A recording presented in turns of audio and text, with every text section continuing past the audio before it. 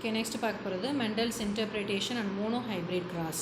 So monohybrid கிராஸில் மெண்டலோட interpretation, அவரோட கருத்து கணிப்பு, அவரோட எக்ஸ்பெரிமெண்ட்டில் அவர் என்ன சொல்ல வரார், என்ன சொல்லியிருக்கார் அப்படின்னு பார்க்கலாமா?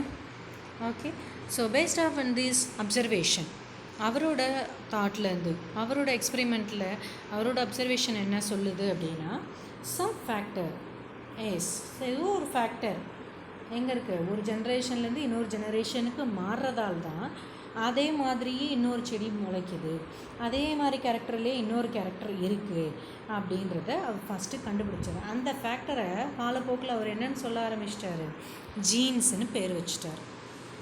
ஓகேவா?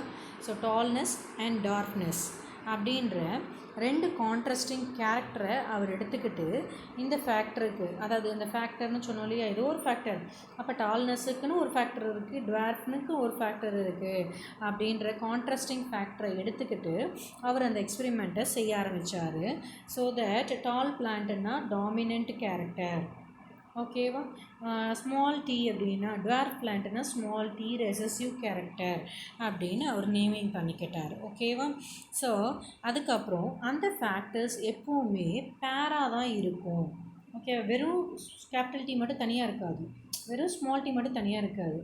Either paired as in the form alike, ஒரே மாதிரியே டிடி கேபிட்டல் டி இல்லைன்னா ஸ்மால் டி இந்த மாதிரி ஒரே மாதிரியே இருக்கணும் பேரா. அந்த பேரை நம்ம ஹோமோசைகஸ் அப்படின்னு சொல்லுவோம்.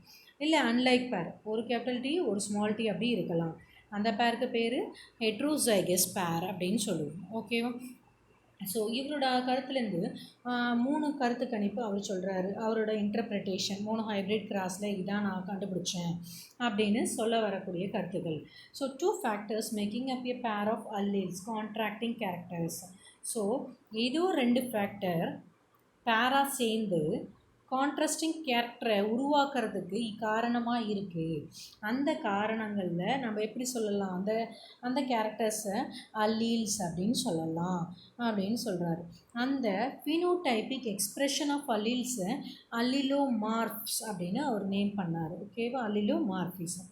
So second point, 2 factors when the 2 factors, அதாவது அந்த 2 ஃபேக்டரும் ஆல்டர்னேட்டிவ் எக்ஸ்ப்ரெஷனாக இருந்தது அப்படின்னா, பை மீன்ஸ் ஆஃப் ஃபெர்டிலைசேஷன் மூலமாக ஆல்டர்னேட்டிவ் எக்ஸ்ப்ரெஷனை, வெவ்வேறு மாற்றங்களோட எக்ஸ்ப்ரெஷனை காட்டுச்சு அப்படின்னா, அப்போ அந்த இடத்துல வெவ்வேறு மாற்றங்களை காட்டுது. இப்போ நம்ம சொன்ன மாதிரி இப்போ டீயும் ஆல்டர்னேட்டிவ் எக்ஸ்ப்ரெஷன் இருக்குது.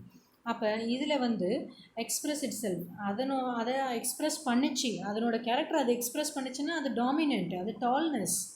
அந்த கேரக்டர் அது மாஸ்க், அதை மறைச்சிடுச்சு அப்படின்னா அதுக்கு பேர் ரெசசிவ் டுவார்ஃப். ஓகேவா?